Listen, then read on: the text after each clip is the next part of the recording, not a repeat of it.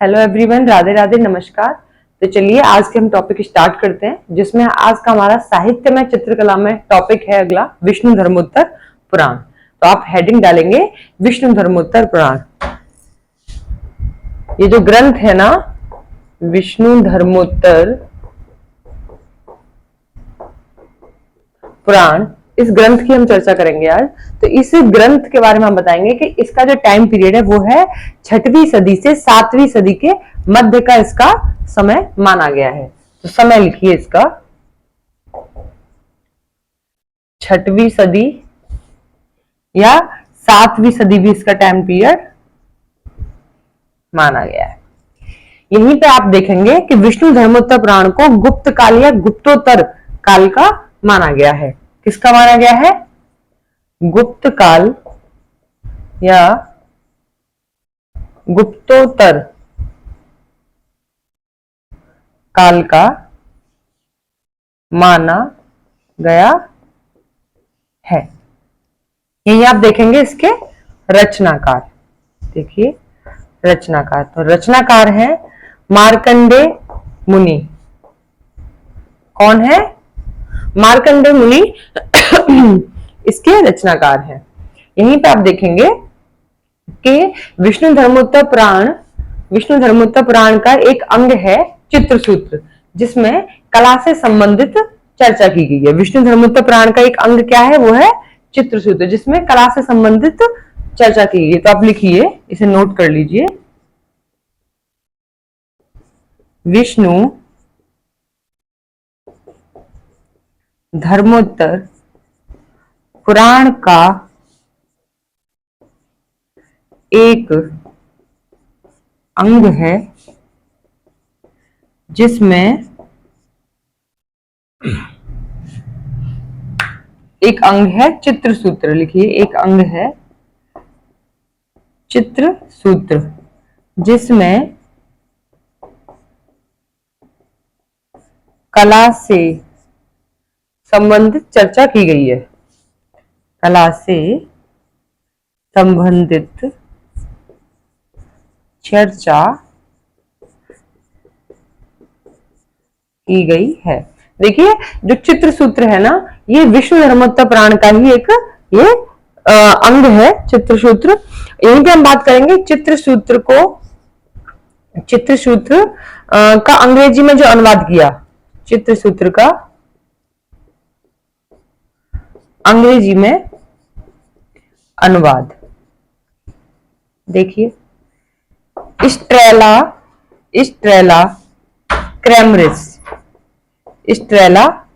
क्रैमरिस और दूसरे हैं आनंद कुमार स्वामी। तो पहले स्टेला क्रैमरिस ने किया, फिर दूसरा आनंद कुमार स्वामी ने चित्रसूत्र का अंग्रेजी में अनुवाद किया। अब आप यहां से देखिए कि क्वेश्चन इसमें से कैसे बन सकते हैं विष्णु धर्मोत्तर पुराण ग्रंथ में से। देखिए, अगर एग्जाम में आपको 7वीं सदी दिया गया है टाइम पीरियड, 6वीं सदी दिया गया है, तो आप वरीयता किसको देंगे? 6वीं सदी को देंगे। और यदि 6वीं सदी नहीं दिया तब आप 7वीं सदी को टिक करेंगे। लेकिन वरीयता जिसको आप देंगे, प्राथमिकता देंगे आप 6वीं सदी को, कि इसका टाइम पीरियड जो है वो 6वीं सदी सही है। इसी में आप देखेंगे काल के बारे में बात की जाए कि विष्णु धर्मोत्तर पुराण किस काल का है, तो आप जो वरीयता देंगे वो देंगे गुप्तोत्तर काल को। किसको देंगे? गुप्तोत्तर काल को। जब गुप्तोत्तर काल नहीं दिया होगा आपको, तब आप गुप्त काल को वरीयता देंगे, लेकिन पहले आप प्राथमिकता देंगे आप गुप्तोत्तर काल को। यहीं पे हम बात करेंगे कि विष्णु धर्मोत्तर पुराण के रचनाकार कौन है? मार्कंडेय मुनि है इसके रचनाकार। और यहीं पे चित्रसूत्र के रचनाकार जो है, चित्रसूत्र के रचनाकार हैं चित्रसूत्र के जो रचनाकार हैं वो है नारायण मुनि। कौन है? आगे हम आपको बताएंगे कि चित्रसूत्र के जो रचनाकार हैं वो है नारायण मुनि। और विष्णु धर्मोत्तर पुराण का ही एक अंग है ये चित्रसूत्र। पूछा जाएगा कि जो चित्रसूत्र है वो विष्णु धर्मोत्तर पुराण में इससे कैसे चर्चा की गई, तो आप बताएंगे ये विष्णु धर्मोत्तर पुराण का एक अंग है। और चित्रसूत्र का अंग्रेजी में अनुवाद की अगर बात की जाए तो सबसे पहले स्टेला क्रैमरिस ने किया था, फिर आनंद कुमार स्वामी ने किया था। ठीक है, तो आपको ये समझ में आया? ये हो गया। यहीं पे आप लिख लीजिए चित्रसूत्र के रचनाकार।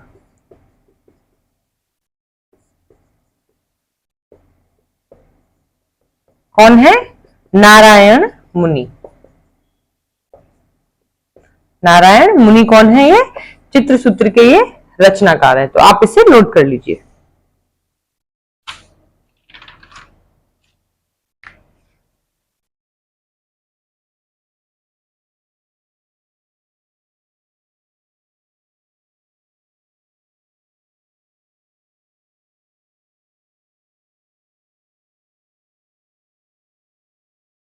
देखिए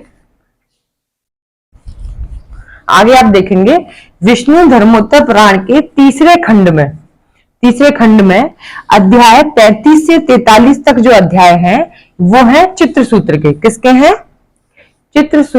विष्णु धर्मोत्तर पुराण के तीसरे खंड में जो अध्याय 35 से 43 तक जो अध्याय हैं वो चित्र सूत्र के हैं। तो 35 से 43 तक है 9 अध्याय, जो कि किसके हैं? चित्र सूत्र के ये 9 अध्याय हैं। तो इनकी संख्या पूछी जा सकती है एग्जाम में कि चित्र सूत्र में अध्यायों की संख्या कितनी है, तो आप 9 बताएंगे। तो पहले से नोट कर लीजिए। विष्णु धर्मोत्तर पुराण के तीसरे खंड में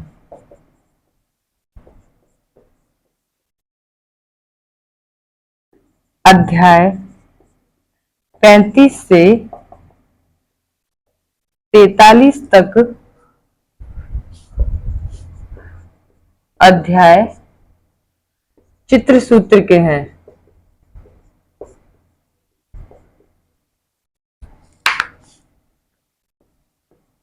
जिनकी संख्या कितनी है? जिनकी संख्या 9 है। कितनी है? संख्या 9 है। तो एग्जाम में आपसे पूछा जा सकता है कि चित्र सूत्र के जो अध्याय हैं जो कि विष्णु धर्मोत्तर पुराण से लिए उनकी संख्या कितनी है, तो आप बताएंगे 9 संख्या है। कहां से कहां तक है? 35 से 43 तक। ठीक है, तो कितना है? 35 से 43 तक। इसको आप नोट कीजिए। नेक्स्ट आप लिखेंगे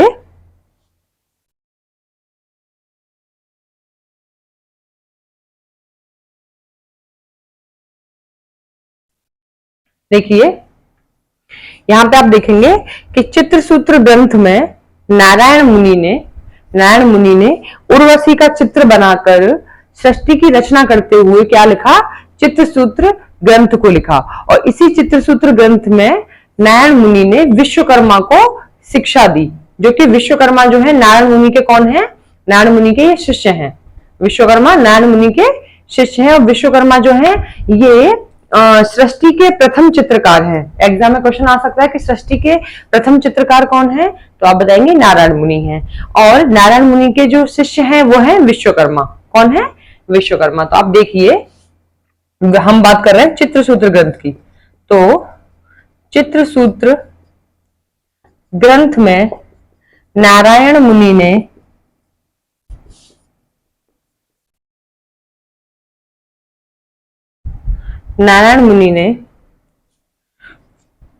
या लिखिए नारायण मुनि ने उर्वशी का चित्र बनाकर, ऐसे नहीं चित्र सूत्र ग्रंथ में नहीं, आप लिखिए नारायण मुनि ने उर्वशी का चित्र बनाकर सृष्टि की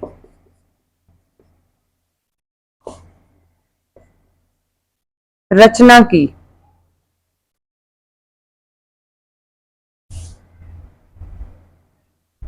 रचना करते हुए चित्र सूत्र ग्रंथ को लिखा। रचना करते हुए चित्र सूत्र ग्रंथ को लिखा। उन्होंने, जो नारायण मुनि है, इन्होंने एक सुंदरी रूपवती जो थी होती उर्वशी, सुंदर रूपवती स्त्री का चित्र बनाकर विश्वकर्मा को ये शिक्षा दिए। लिखिए नारायण मुनि एक सुंदर रूपवती स्त्री उर्वशी का चित्र बनाते हुए सृष्टि की रचना की और विश्वकर्मा को शिक्षा दिए। विश्वकर्मा को शिक्षा दिए। ठीक है, ये क्या दिए? विश्वकर्मा को शिक्षा दिए। इसी में आप देखेंगे कि जो यहाँ पे आप लिख लीजिए कि जो नारायण मुनि है ये सृष्टि के प्रथम चित्रकार हैं। लिखिए, नारायण मुनि सृष्टि के प्रथम चित्रकार हैं। और विश्वकर्मा की लिखिए, विश्वकर्मा नारायण मुनि के कौन है? शिष्य है। विश्वकर्मा कौन है? ये नारायण मुनि के शिष्य हैं। इसी चित्रसूत्र ग्रंथ में रसों की संख्या नारायण मुनि ने 9 मानी है। लिखिए, चित्रसूत्र ग्रंथ में रसों की संख्या कितनी मानी है? 9 मानी है। तो अब वो 9 रसों को भी आप लिखेंगे। और देखिए, एक है नाट्य शास्त्र। तो नाट्य शास्त्र की रचना किसने की है? हमने आपको कल क्लास में बताया था, भरत मुनि ने की है। नाट्य शास्त्र की रचना भरत मुनि ने की है। तो उन्होंने माने हैं 8 रस। कितने माने उन्होंने? 8 रस। और यहीं पे नारायण मुनि ने चित्रसूत्र ग्रंथों में रसों की संख्या 9 मानी है। जिन्होंने उसमें एक प्लस जो किया है वो है शांत रस। जैसे उन्होंने 8 में जो 9वां रस जो उन्होंने जोड़ा है वो है शांत रस। कौन सा रस है? शांत रस है। तो अब आप रसों की 9 रसों को लिखेंगे। देखिए, श्रृंगार रस, हास्य रस,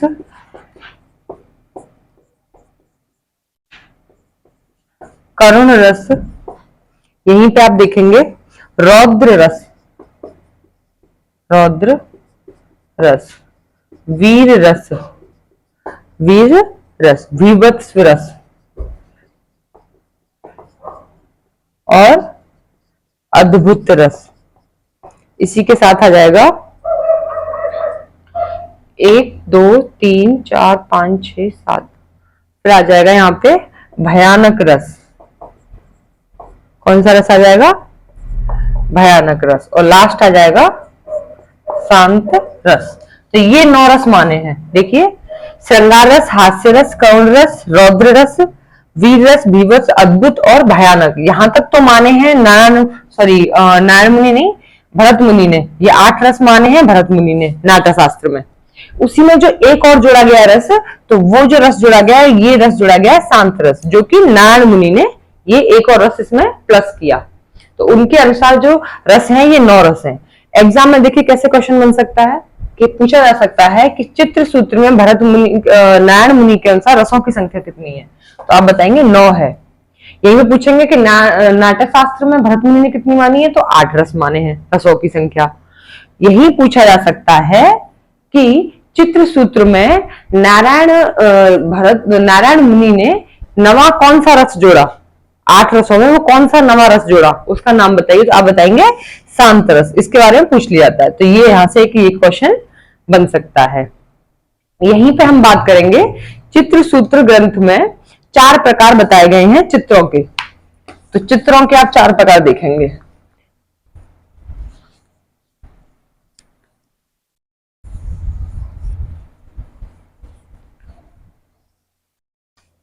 चित्रों के 4 प्रकार चित्रसूत्र ग्रंथ के अनुसार। ठीक है, पहला है सत्य, वैणिक, नागर और मिश्र। ठीक है, तो ये हो गए 4, ये चित्र हो गए, सत्य, वैणिक, नागर और मिश्र। अब देखिए, चित्रसूत्र ग्रंथ में रंगों की संख्या 5 बताई गई है। कितनी बताई गई है? रंगों की संख्या देखिए,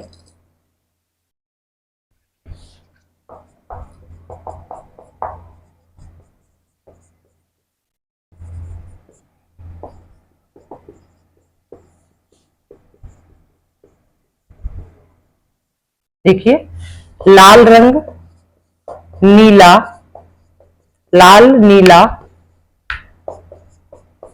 पीला, सफेद और काला। तो ये 5 रंग बनाए गए हैं। इन्हीं 5 रंगों से विभिन्न प्रकार के रंग बनाने की इसमें चर्चा की गई है। यहीं पे आप देखेंगे चित्रों के बाद आ जाएंगे मनुष्यों के 5 प्रकार। देखिए मनुष्यों के 5 प्रकार लिखिए चित्रसूत्र ग्रंथ में।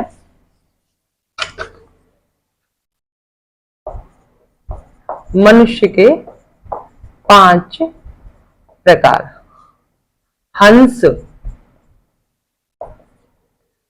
हंस, रुद्र, मालव्य, सशक और रुचक। कौन है? और है रुद्र नहीं आएंगे, भद्र। भद्र क्या आएगा? इसी में आएगा भद्र। तो हंस, भद्र, मालव्य, सशक और रुचक। तो ये 5 प्रकार बताए हैं इसमें मनुष्य के। यहीं पे आप देखेंगे आकृतियों के 5 प्रकार। लिखिए आकृतियों के 5 प्रकार।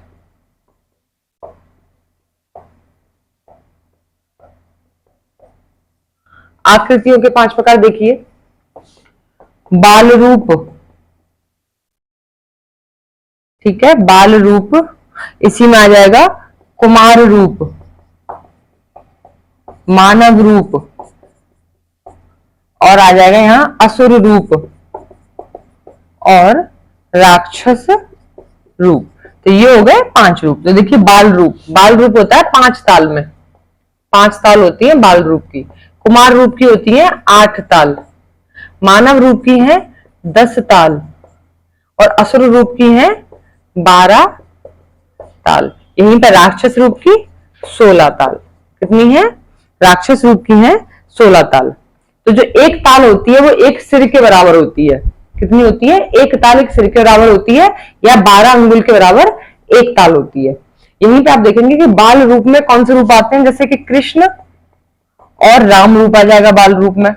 कुमार रूप में वामन रूप आ जाएगा। कौन सा रूप आ जाएगा? वामन रूप या विष्णु का रूप। और मानव रूप में राम, कृष्ण, वामन भगवान का रूप आ जाएगा। असुर रूप में अगर बात करोगे आप, असुर रूप या भयानक रूप भी बोलते हैं इसे। लिखिए असुर या भयानक भी। तो इसमें आ जाएंगे भैरव का रूप। ठीक है, असुर रूप या भयानक रूप में आ जाएगा भैरव का रूप। और यहीं पे आएगा राक्षस रूप में तो रावण और कंस के नाम आप इसमें नोट करेंगे। तो ये हो गए आकृतियों के 5 प्रकार। और चित्रों के प्रकार सप्तवर्णिक, नागर और मिश्र। इसमें पूछ लिया जाता है कि चित्र सूत्र में चित्रों के कितने प्रकार बताए गए हैं, तो सप्तवर्णिक, नागर, मिश्र 4 प्रकार बताए गए हैं। ये रंगों की संख्या 5 बताई गई है, लाल, पीला, नीला, सफेद और काला। यहीं पर मनुष्य के 5 प्रकार बताए गए हैं, ये भी हमने आपको बता दिए। साथ ही आकृतियों के भी ये प्रकार आपको हमने बताए हैं, तो इसे आप नोट कीजिए।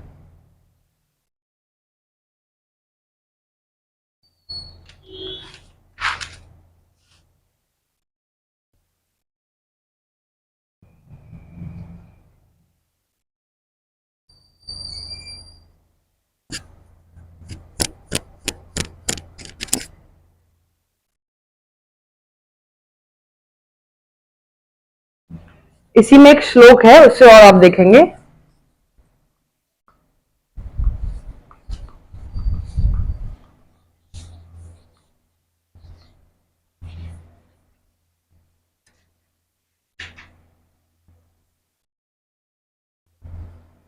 कला नाम प्रवरम चित्रम धर्म अर्थ काम मोक्षदम। क्या है? धर्म अर्थ काम मोक्षदम।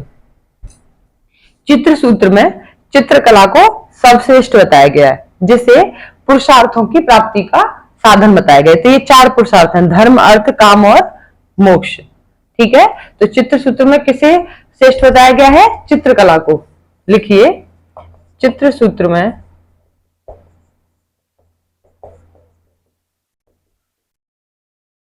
चित्रकला को श्रेष्ठ बताया गया है और इसे सभी पुरुषार्थों को प्राप्त करने का साधन बताया गया है। सभी पुरुषार्थों को प्राप्त करने का साधन बताया गया है। ठीक है, तो ये हो गया। अगली जो आप हेडिंग डालेंगे ना इसमें, अगली हेडिंग डालेंगे आप कामसूत्र। क्या डालेंगे? कामसूत्र, जिसके रचनाकार हैं वात्स्यायन, पंडित वात्स्यायन। तो अगली हेडिंग डालिए आप।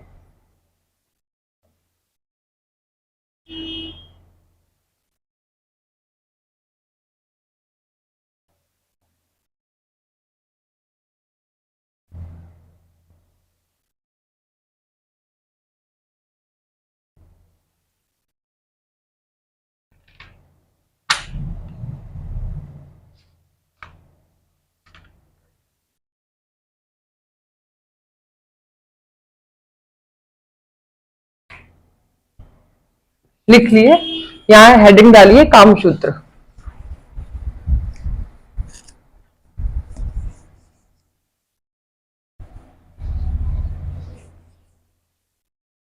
देखिए, काम सूत्र, इसके रचनाकार की बात करें, रचनाकार कौन है? पंडित वात्स्यायन। पंडित वात्स्यायन इसके कौन है? कामसूत्र के रचनाकार हैं। और इसी में इसका समय भी लिख लीजिए। समय है प्रथम सदी से दूसरी सदी ईसा पूर्व। इसका टाइम पीरियड क्या है? प्रथम सदी से नहीं है, दूसरी सदी से तीसरी सदी ईसा पूर्व। दूसरी सदी से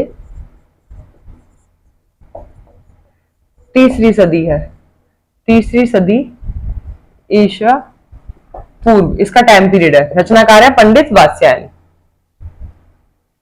ठीक है, यहीं पे आप देखेंगे कि इस ग्रंथ में, इस ग्रंथ के तीसरे अधिकरण में क्या है? इस ग्रंथ के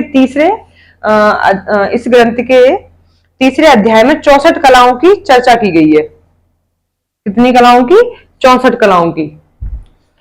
जो ये ग्रंथ है ना कामसूत्र, कामसूत्र के प्रथम अधिकरण के तीसरे अध्याय में ये इसमें चर्चा की गई है 64 कलाओं की। लिखिए, नोट कर लीजिए इसे। कामसूत्र के प्रथम अधिकरण में, प्रथम अधिकरण के तीसरे अध्याय में, तीसरे अध्याय में 64 कलाओं की चर्चा की गई है। कितनी की गई है? 64 कलाओं की चर्चा की गई है, जिसमें चौथे स्थान पर चित्रकला का उल्लेख हुआ है आलेख्यम नाम से। जिसमें चौथे स्थान पर चित्रकला का उल्लेख, चित्रकला का उल्लेख आलेख्यम नाम से हुआ है। ठीक है, किस नाम से हुआ है? चौथे स्थान पर चित्रकला का उल्लेख आलेख्यम नाम से, आलेख्यम नाम से हुआ है। इसका समय की बात की जाए, कामसूत्र के दूसरी सदी से तीसरी सदी ईसा पूर्व माना गया है। रचनाकार है पंडित वात्स्यायन। कौन है? पंडित वात्स्यायन इसके रचनाकार हैं। पंडित वात्स्यायन इसके कौन है? ये है इसके कामसूत्र के रचनाकार। इसी में आप देखेंगे इस ग्रंथ में षडंग की भी विवेचना की गई है।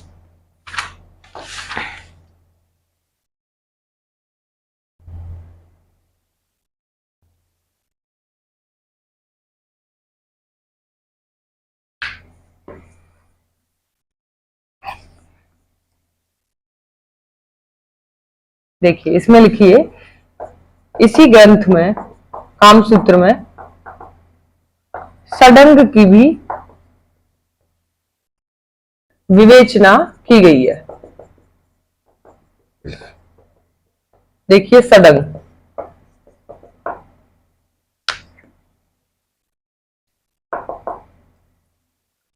रूप भेदा प्रमाणानि भावलावण्य योजनम, भावलावण्य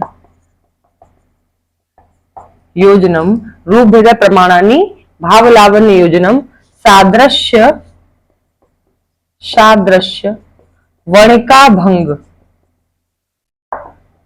इति चित्र सडंगकम, सडंगकम।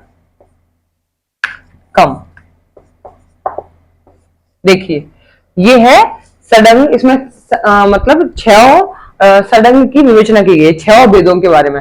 रूप भेद प्रमाणानि भाव लावण्य योजनम, सादृश्य वणिका भंग इत चित्र सडंगकम। ठीक है, पहला हो गया रूप भेद, फिर प्रमाण, भाव, लावण्य और सादृश्य और वणिका भंग। तो छह के प्रकार इसमें आपको सडंग के छह प्रकार इसमें दिखे। साथ ही इसमें देखेंगे कि इसी सडंग को आधार बनाकर पंडित यशोधर ने एक टीका को लिखा जिसका नाम था जयमंगला। इसी में लिखिए, इसी सडंग को आधार बनाकर पंडित यशोधर ने एक टीका को लिखा जिसका नाम था जयमंगला। क्या नाम था? जय मंगला। तो इसे नोट कीजिए।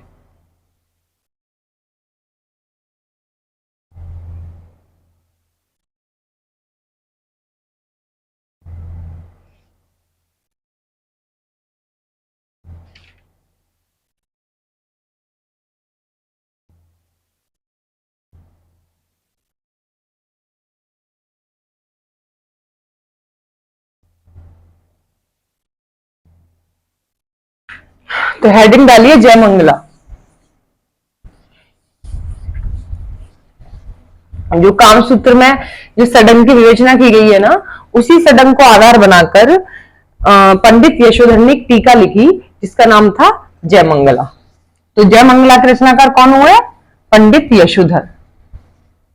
हेडिंग डालिए जय मंगला। तो इसके रचनाकार हैं, रचनाकार कौन है?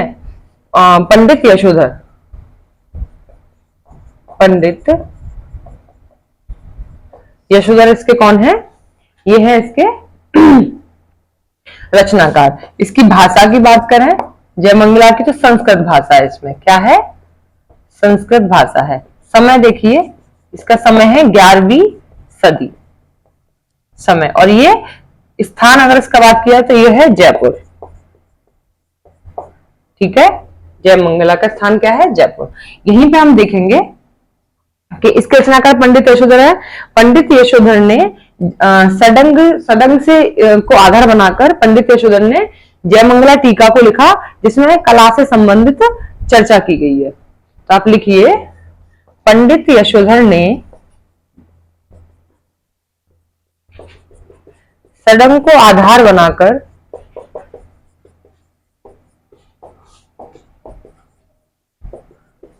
जय मंगला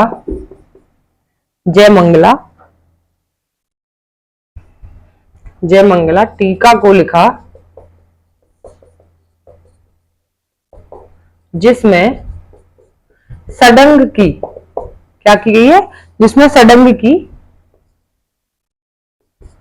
विस्तार से विवेचना की गई है। सडंग की विस्तार से क्या की गई है? विवेचना की गई है।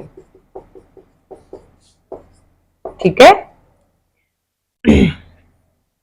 जो पंडित यशोधर ने जो जय मंगला टीका को लिखा है, इसी में सडंग की विस्तार से विवेचना की गई है, जिस पर हम आपसे भी चर्चा करेंगे। तो इससे पहले आप नोट कर लीजिए, जिस पर हम चर्चा करेंगे सडंग पर, उससे पहले आप देखेंगे कि 6 लिम्स ऑफ अ पेंटिंग, जिसके रचनाकार हैं अवनींद्रनाथ टैगोर। इसमें भी इन्होंने सडंग से रिलेटेड चर्चा की है।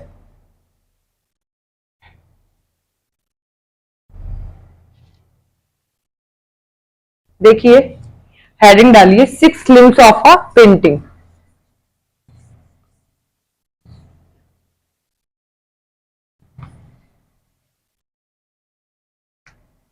Six limbs of A painting.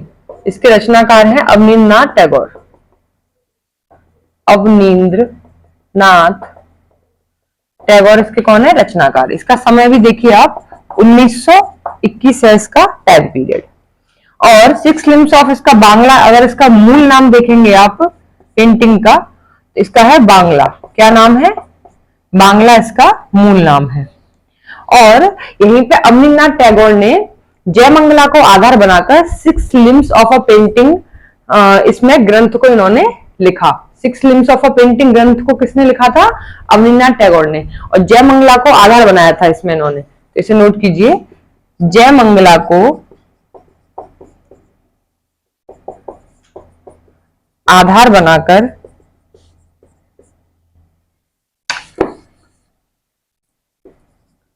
Abanindranath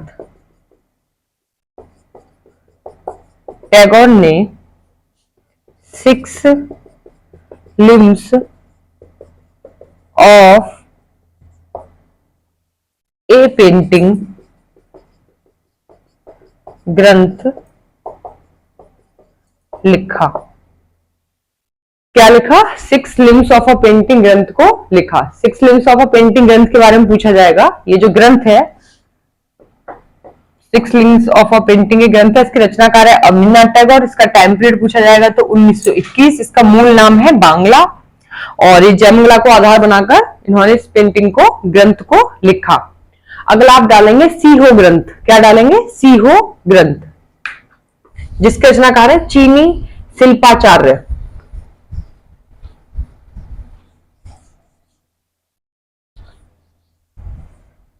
heading डालिए सीहो।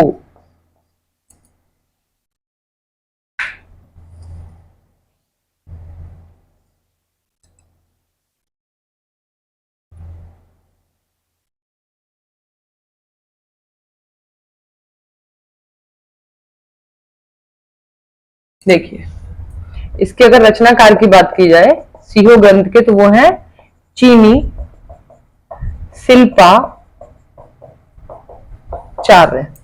यहीं पे आप इसका समय भी देखिए, समय है 4वीं सदी से 5वीं सदी। क्या है? 4वीं सदी से 5वीं सदी। तो चीनी शिल्पाचार्य ने चीन में चीनी सडंग को लिखा। क्या लिखा? जो कि भारतीय सडंग से मिलता जुलता था। चीनी शिल्पाचार्य ने क्या लिखा? चीन में ही चीनी सडंग को लिखा, जो कि हमारा जो भारतीय सडंग है उससे मिलता जुलता था। तो यहां नोट कीजिए इसे, चीनी शिल्पाचार्य ने चीन में चीनी सडंग को लिखा। चीनी सडंग को लिखा,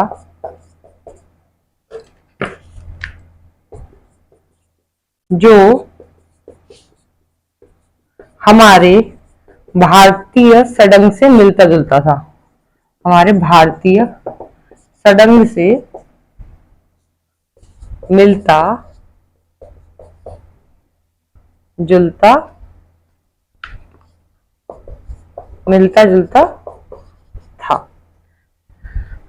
सीहो ग्रंथ किसने लिखा? चीनी शिल्पाचार्य ने। समय की बात की जाए तो 4वीं से 5वीं सदी। और चीनी शिल्पाचार्य ने चीन में चीनी सडंग को लिखा, जो कि हमारे भारतीय सडंग से मिलता जुलता था। अब हम सडंग की ही बात करेंगे, जो हमारा भारतीय सडंग है उसके बारे में हम लोग डिस्कस करेंगे। तो सडंग के अंगों को आप पहले नोट करेंगे। देखिए, सडंग के अंग। हेडिंग डालिए सडंग के अंग।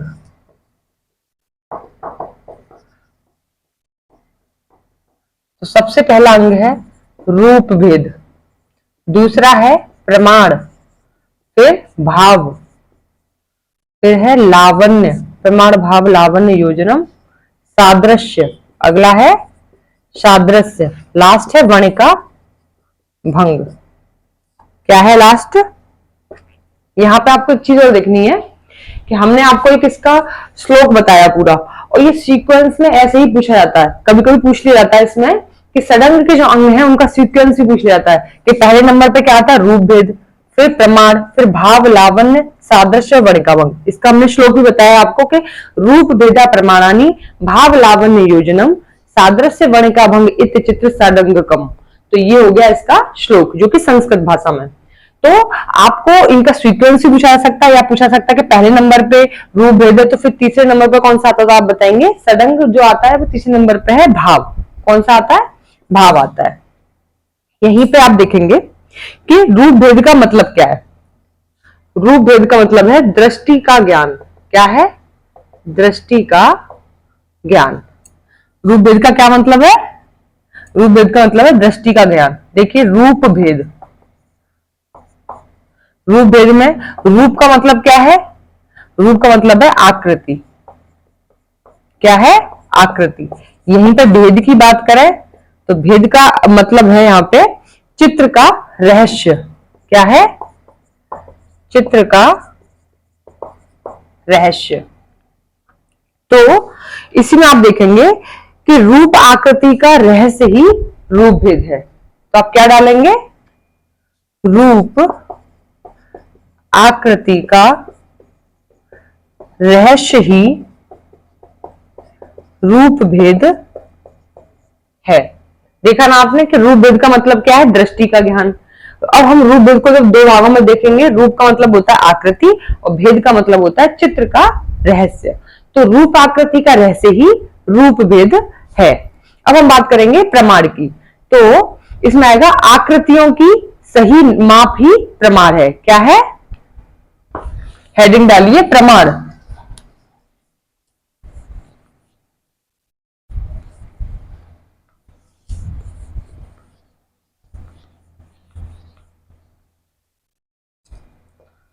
प्रमाण देखिए आकृतियों की सही माप ही प्रमाण है। ठीक है, आकृतियों की सही माप ही प्रमाण है। जैसे कि हमने आपको बताया था ताल जो होती है, एक ताल एक सिर के बराबर होती है या 12 अंगुल के बराबर होती है। तो ये सही माप है, आकृतियों की सही माप ही प्रमाण है। नेक्स्ट आप हेडिंग डालेंगे भाव, जिसमें भाव दो प्रकार का होता है।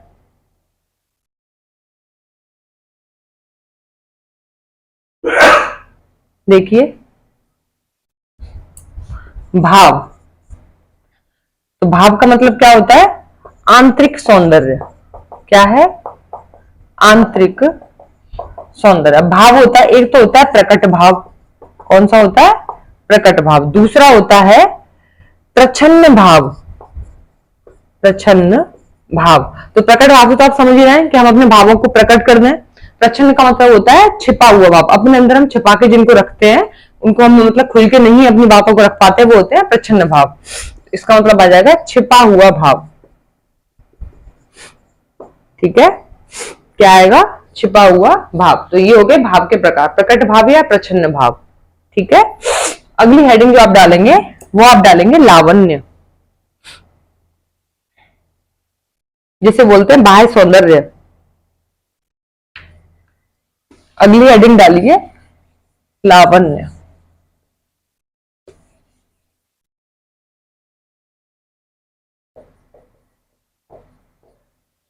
इसे क्या बोलते हैं?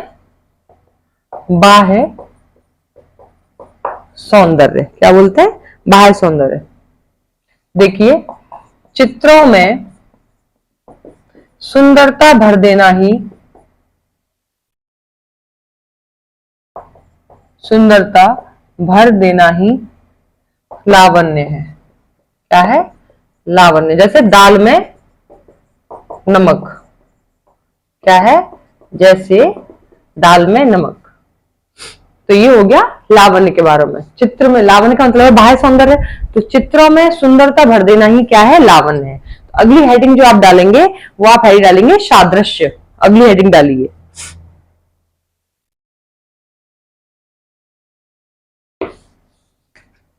सादृश्य। सादृश्य का मतलब होता है हूबहू। हूबहू कोई भी हमने चित्र देखा उसको वैसा ही आकृति का बना देना।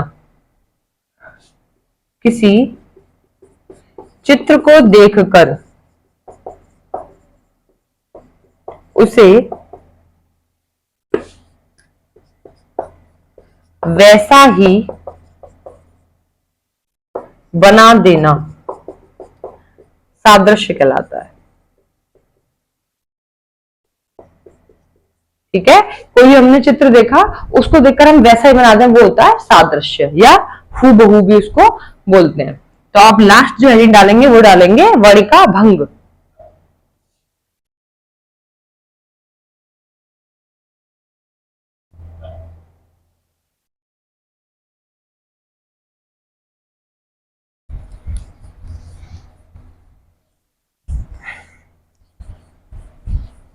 देखिए लास्ट हेडिंग है वर्णिका भंग।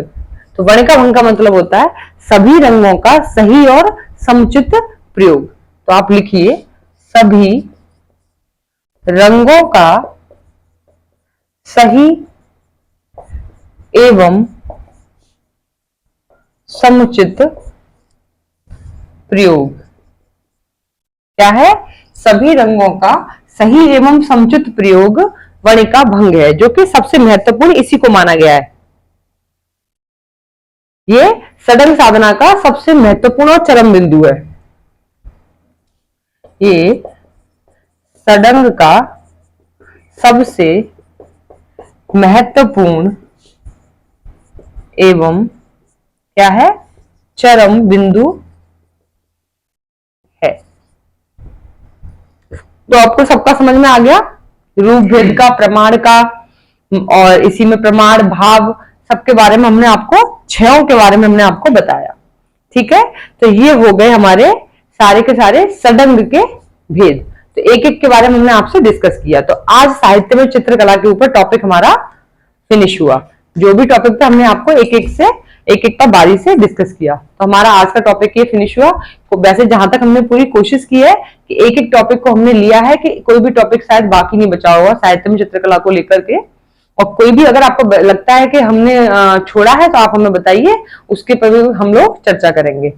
अगली क्लास में हम लोग आपसे डिस्कस करेंगे मुगल काल के बारे में, क्योंकि मुगल काल के बारे में कुछ जो वहां के जो राजा हैं, ये मुगल काल में जहांगीर, बाबर, जिनमें से हमने कुछ के बारे में आपसे अभी डिस्कस नहीं किया है। तो कल हम लोग चर्चा करेंगे, वापस से मुगल काल को हम लोग शुरू करेंगे, क्योंकि उसकी भी हमारे पास क्वेरी आई है कि कुछ लोगों ने बोला है, बच्चों ने, स्टूडेंटों ने, कि मैम उसको भी कंप्लीट करा दीजिए।